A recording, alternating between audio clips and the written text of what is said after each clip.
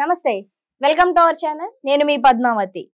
ఏంటి పీరియడ్స్ టైంలో మహిళలు దేవస్థానాల్లోకి రావచ్చా? దేవస్థానాల్లోకి రావడమే పక్కన పెడితే అసలు దేవుల్ని పూజించచ్చు, పూజలు చేయొచ్చు, వాళ్ళని ముట్టుకోవచ్చు కూడానంట. ఇది నిజంగా ఎక్కడైనా చెప్పబడిందా ఇలా చెయ్యొచ్చు అని? పోనీ ఇది కూడా వదిలేద్దాం. ఎవరైనా ఇంట్లో చనిపోయినా లేకుంటే ఏమైనా అంట్లు ముట్లు ఉన్నా సరే ఖచ్చితంగా దేవస్థానానికి వెళ్ళొచ్చు, పూజించవచ్చు అని అంటున్నారు. మరి ఇది ఇంతవరకు కరెక్ట్?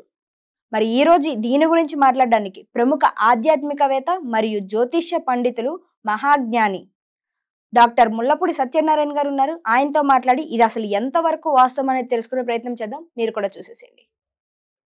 నమస్కారం గురుగారు. నమస్కారం అమ్మా పద్మావతి. గురుగారు, ఈ మధ్య కాలంలో హైటెక్ సిటీలో అర్ధనారేశ్వరి టెంపుల్ కి సంబంధించి ఓ మహిళ బాగా వైరల్ అవుతుంది. ఆమె ఆల్రెడీ మీరు కూడా చూసే ఉంటారు, ఆమె గురించి వినే ఉంటారు. అయితే ఆమె కొన్ని మాటలు అంటుంది, అది ప్రెసెంట్ జనరేషన్ దాన్ని అంగీకరిస్తున్నారు కూడా. ఏ శాస్త్రంలో చెప్పారు మేము ఇంట్లోకి రాకూడదు అన్న సమయంలో దేవాలయాలకి వెళ్ళకూడదు, దేవుణ్ణి ఎందుకు దర్శించకూడదు, దేవుణ్ణి ఎందుకు ముట్టుకోకూడదు, అన్నిటిని మించి మన ఇంట్లో ఎవరైనా చనిపోతే ఓ 12 రోజులో లేకుంటే 11 రోజులో లేకుంటే ఒక 3 నెలలో 6 నెలలో మనం ఇంట్లో దీపాలు పెట్టుకోము, దేవుణ్ణి ఆరాధన కూడా చెయ్యము. ఎందుకంటే దానికి ఒక నియమ నిబంధనలు ఉన్నాయి. ఎక్కడా కూడా ఏదైనా ఒక రూల్ అనేది పెట్టారు అంటే నియమ నిబంధనలు లేకుండా పెట్టరు. మరి అలాంటి సందర్భంలో కష్టం వస్తేనే కదా మనం దేవుడి దగ్గరికి వెళ్ళాలి. అలాంటప్పుడు ఈ రోజుల్లో ఎందుకు వెళ్ళకూడదు పర్టికులర్ గా అని ఆమె పాయింట్ అవుట్ చేస్తుంది. అసలు ఎందుకని ఆమె ఇలా చేస్తుంది? నిజానికి అసలు వెళ్ళొచ్చా వెళ్ళకూడదా? సాధారణంగా దేవుడు అంటే అర్థం తెలియనటువంటి వాళ్ళే ఇలా చేస్తారు. గుళ్ళకి వెళ్ళే వాళ్ళకి దేవుడు అంటే ఏంటో తెలీదు, గుళ్ళు కట్టే వాళ్ళకి తెలీదు.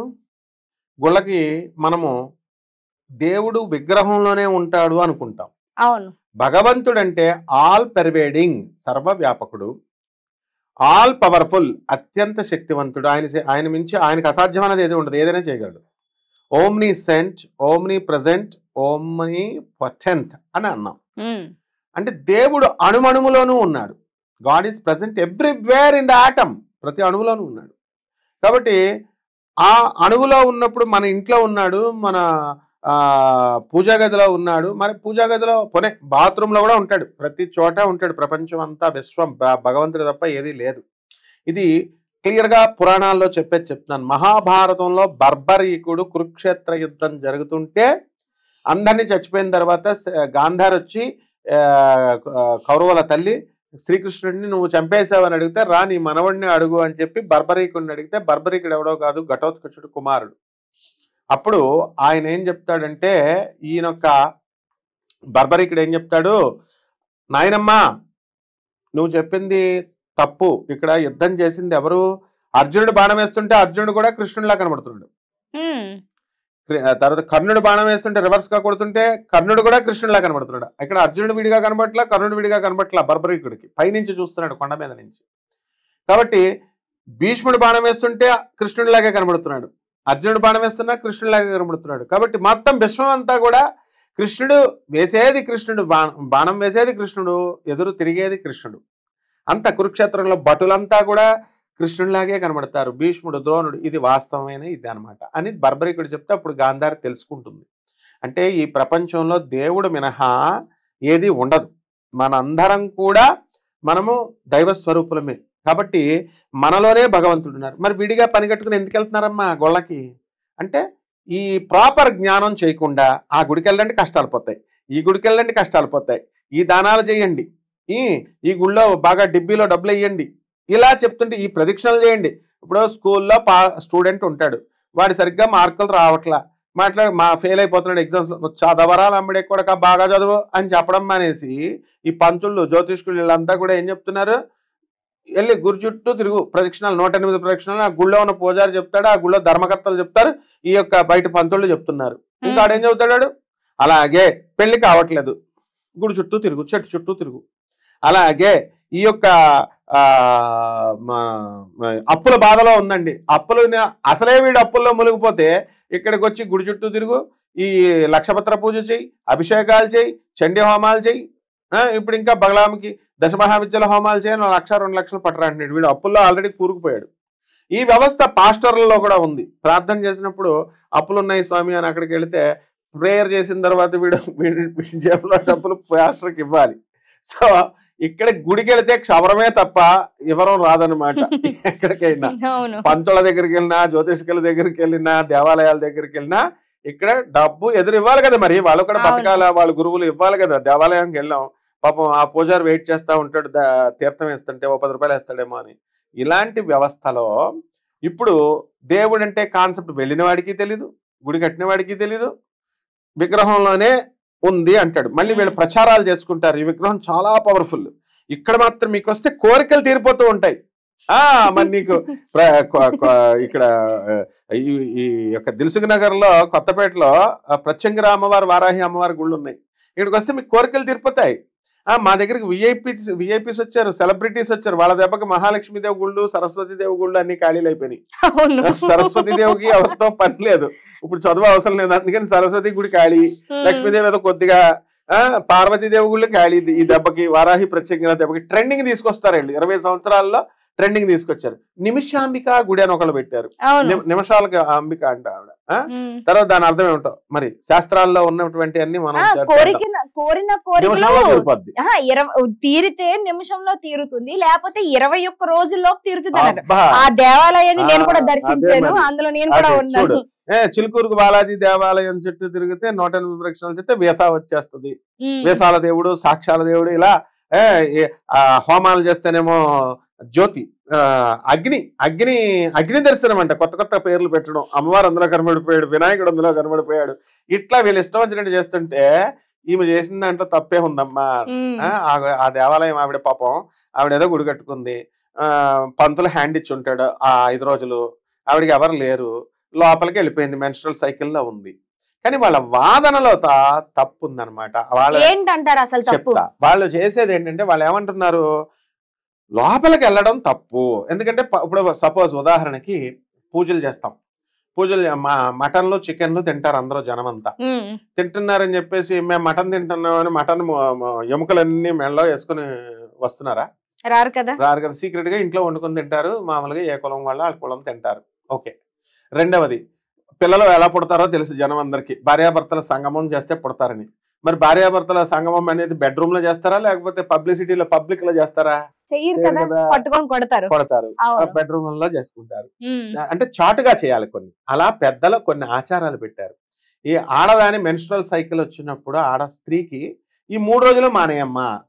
గురువు గారు, అయితే దీని దగ్గర నాకు ఒక పాయింట్ ఉంది. ఈమె మాట్లాడుతూ చాలా వీడియోస్ లో కూడా, ఆమె సపరేట్ గా వీడియోస్ కూడా చేసి పెడుతూ ఉంటుంది. అయితే అందులో అన్నది, ఎక్కడ ఏ శాస్త్రంలోని ఏ గ్రంథంలో చెప్పారు, తీసుకొచ్చి నాకు చూపించండి, మాకు ఇంట్లోకి రాకూడదు అన్న సమయంలో ఎక్కడ మేము దేవాలయాలకు వెళ్ళకూడదు, ముట్టుకోకూడదు అని రాసి పెట్టారు, మీరేమేమి చూసారా, ఒకవేళ చూస్తే తీసుకురండి అంది. నిజానికి అసలు ఏ శాస్త్రంలో రాసి ఉంది ఇది రాకూడదు? పురాణంలో ఉంది.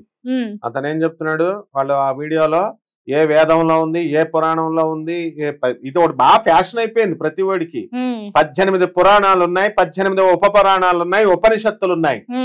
ఏం తెలుసు ఆగమ శాస్త్రం, ఏం తెలుసు వాళ్ళకి? ఆగమ శాస్త్రంలో క్లియర్ గా చెప్పబడి ఉంది అని. మా గురువు గారిని ఇప్పుడు ఈయనున్నాడు, శ్రీనాథుడు ఉన్నాడు. శ్రీనాథుడు ఒక రాజు దగ్గర పని చేస్తుంటే జీతం తీసుకుంటున్నాడు కదా అని, నా మీద కవిత్వం రాయవయ్యా అని ఒకసారి అడుగుతాడు శ్రీనాథుడు.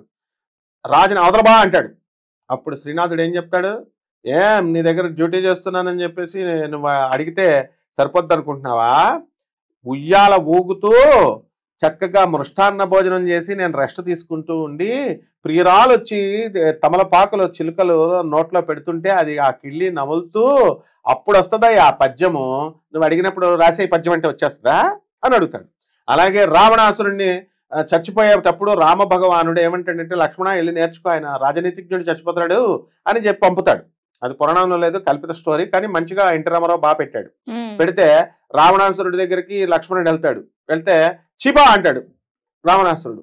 లక్ష్మణుడు వెర్రిముఖం వేసుకొని వచ్చి ఈయన రాముడిని అడిగితే ఏమన్నాడు రా అంటే చీపా అన్నాడంటే, నువ్వు అసలు ఏమడిగావు, ఏమి చెప్పావంటే ఆయన ఏం చెప్పాడు అంటే, ఏమయ్యా రావణ, నీ దగ్గర ఏదో రాజనీతి ఉందంట కదా, అది కొంచెం నాకు అని అడిగానంటే, అందుకే అవతల బొమ్మన్నాడు నిన్ను. అరే గురువుకి శుశ్రూష చేయాల, సేవలు చెయ్యాలి. చేసిన తర్వాత ఆ గురువు యొక్క అనుగ్రహంతో నీకు అది ఆ శాస్త్రంలో అది చెప్తారు, రాజనీతి శాస్త్రం అని చెప్తే అలా కాదు, అలాని గురువుకి సేవ చేయంటే రావణాసురుడి దగ్గరికి వెళ్ళి సేవ చేస్తాడు లక్ష్మణుడు. కాళ్ళవి పిసికి సేవ చేసి అడిగితే అప్పుడు ఒకటే ముక్క అంటాడు. ఏమంటాడు?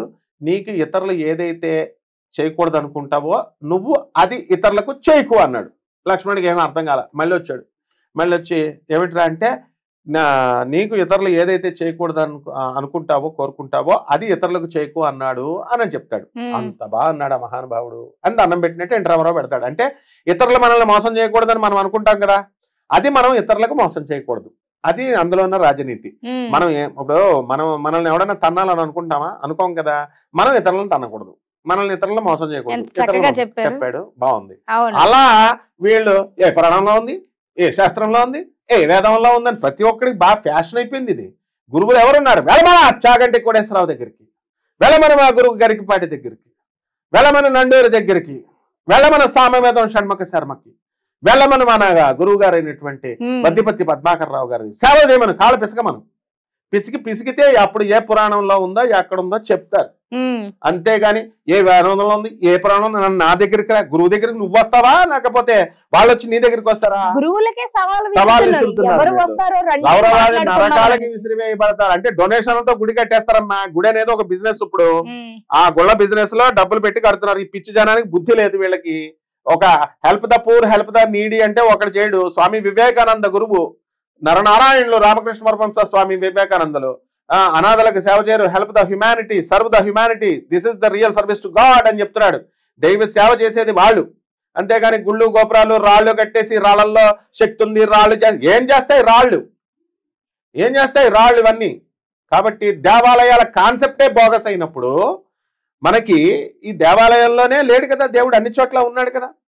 అందుకనే మనము దేవుడికి సాకారం ఉంటుంది, ఆకారం ఉంటుంది, ఆకారం ఉండదని చెప్తాడు. ఎవడైతే విగ్రహంలో కేవలం రాయే కదా అని భావనతో ఉన్నా, ఎవడైతే గురువులో మనిషే కదా అన్న భావనతో ఉన్నా, ఎవడైతే మంత్రాలతో ఇవి అక్షరాల సముదాయమే కదా, ఇవి అక్షరాలే కదా అని అనుకుంటే రౌరవాది నరకాలకు వెళ్ళిపోతారని చెప్పారు. గురువుకి ఎదురు ప్రశ్న వేస్తేనే రౌరవాది నరకాలకు వెళ్ళిపోతారు. వీళ్ళు ఏమైనా గురువులాళ్ళు ఒక దేవాలయం కట్టిన వాళ్ళు కట్టేసి పంతుల్ని పెట్టుకోక ఆ 5 రోజులు. ఇప్పుడు మెన్స్ట్రల్ సైకిల్లో ఉన్నప్పుడు మెన్స్ట్రల్ సైకిల్ అనేటటువంటిది ఆడవాళ్ళకి తప్ప అని అడుగుతుంది ఆమె. తప్పు కాదు, అది ప్రకృతి ప్రసాదించిన వరం ఎవరికి, ఆడదానికి. దానివల్లే స్త్రీ మాతృత్వానికి ప్రతీక. ఆమెని మనం గౌరవిస్తాం. కామాఖ్యలో యోని రూపంలో అమ్మవారిని మనం పూజ చేస్తాం. అక్కడ బ్లీడింగ్ అవుతున్నటువంటి దేవతగా మనము కొలుస్తాం. అది తప్పని ఎవరు చెప్పారు? వాళ్ళు సైడ్ ట్రాక్ చేస్తున్నారు టాపిక్ ని. వాళ్ళు ఆడదానికి ఇది అవడం తప్పనా వాళ్ళు అంటున్నారు. అది కాదు అక్కడ టాపిక్.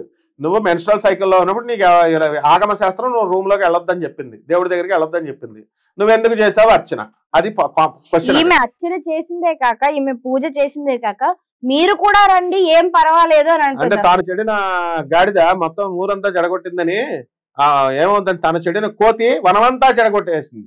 అందుకని ఈ కోతి వచ్చి మొత్తం మిగతా వాళ్ళని చెడగొడుతుందని స్త్రీ యొక్క సౌఖ్యం కోసం చెప్పబడింది. మెన్స్ట్రల్ సైకిల్లో నీరసంగా ఉంటారు, హార్మోన్స్ ఇంబ్యాలెన్స్ ఉంటుంది, చికాకుగా ఉంటుంది, అత్తగారులందరూ పని చేయమని అంటారు. కాబట్టి పెద్దలంతా ఆలోచించి ఏం చెప్పారంటే ఈ టైంలో రెస్ట్ తీసుకో అమ్మా, పడుకో హాయిగా, అందుకని ఇది ముట్టుకోకూడదు అది ముట్టుకోకూడదని శాస్త్రం పెట్టారు. లేకపోతే అత్తగారు కన్నతల్లి అవుద్దా, ఈ పని చేయి ఆ పని చేయి అంటుతామని చెప్పుద్ది.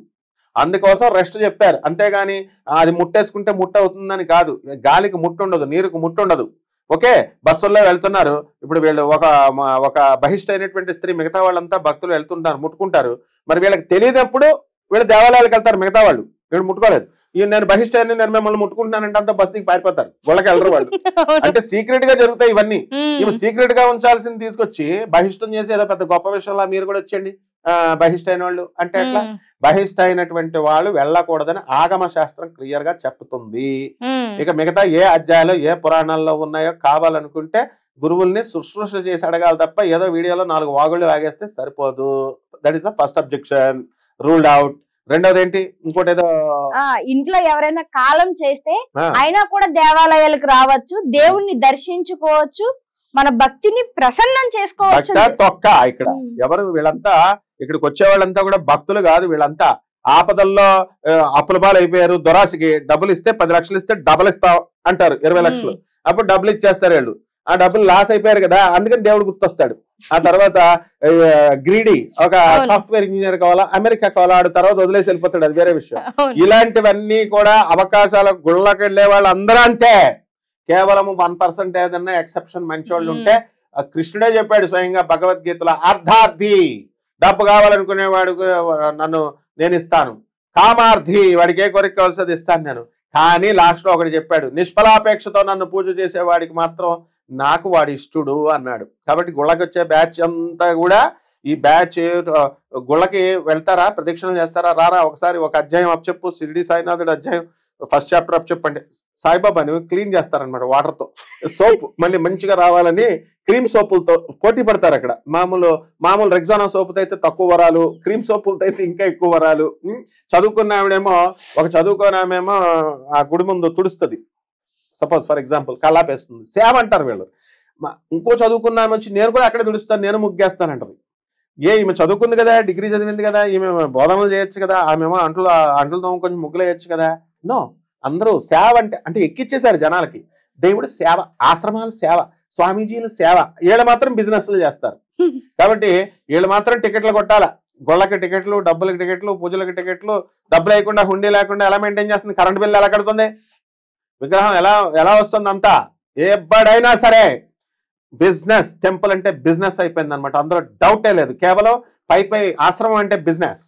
గురువు అంటే ఏంటి, గురువు అంటే అది వీటిలన్నిటికీ అతీతంగా జ్ఞానం నేర్పేవాడు గురువు అంటారు. ఈ ప్రజలకు బుద్ధి లేదు, వెళ్తున్నారు, అందుకని వాళ్ళు చేస్తున్నారు.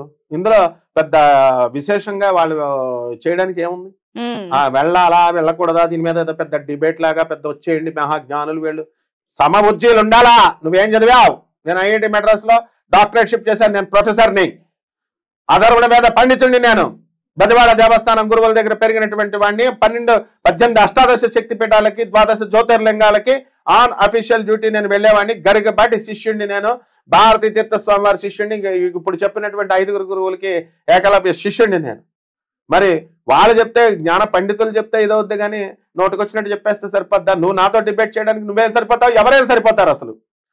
కాబట్టి డిబేట్లకు ఎవరు రారన్న ధీమాతో వచ్చేయండి డిబేట్ చేసేద్దాం అంటున్నారు అనమాట. ఇదమ్మా, అందుకని ప్రజలే నష్టపోతారు, మనకెందుకు. వీళ్ళని పూజ చేసుకొని రౌరవాది నరకాలకు పోతారనమాట. ఏది ఆగమ శాస్త్ర వ్యతిరేకంగా ఇలాగ కనుక చేస్తే వాళ్ళని సపోర్ట్ చేసే వాళ్ళు కూడా పోతారనమాట. మీరు చెప్పింది వాస్తవమే గురుగారు, నిజానమాట. కాబట్టి ఇప్పటికైనా మీరు అర్థం చేసుకుంటారని అనుకుంటున్నా. ఆ రోజుల్లో ఎందుకు వెళ్ళకూడదని వాదించే కంటే ఆ రోజుల్లో రెస్ట్ తీసుకోవడం మనకే మంచిది అని అర్థం చేసుకొని దూరంగా ఉండడమే మంచిది అందరికీ కూడా. అండ్ ఈ వీడియో మీకు ఎలా అనిపించిందో కామెంట్ సెక్షన్ లో కామెంట్ చేయండి. ఇలాంటి మరెన్నో వీడియోస్ మీకు ఎప్పటికప్పుడు రావాలి అంటే కనుక ఖచ్చితంగా షేర్ చేయండి, లైక్ చేయండి, సబ్స్క్రైబ్ చేయండి.